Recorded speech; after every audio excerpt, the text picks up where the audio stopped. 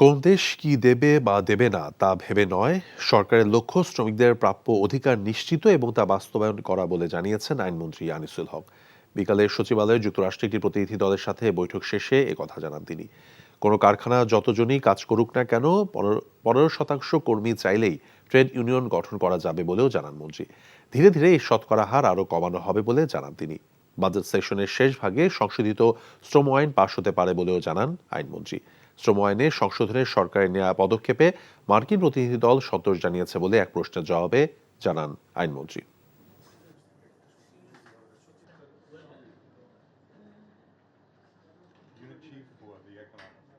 কোনো দেশ কি আমাদেরকে দিবে কি আমাদেরকে দিবে না সেটার উপরে নির্ভর করে আমরা শ্রমিকদের অধিকারের ব্যাপারে চিন্তাভাবনা করব না।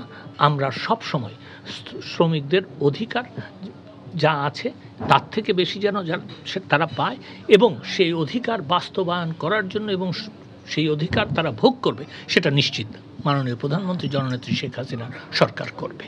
তো এই আলোচনার পরে তারা আমাকে যেটা বলেছেন সেটা হচ্ছে তারা অত্যন্ত সন্তুষ্ট হয়েছেন। বিকাশে কম খরচে ক্যাশ আউটের লিমিট বেড়ে 50,000, প্রিয় এজেন্টও 2টা।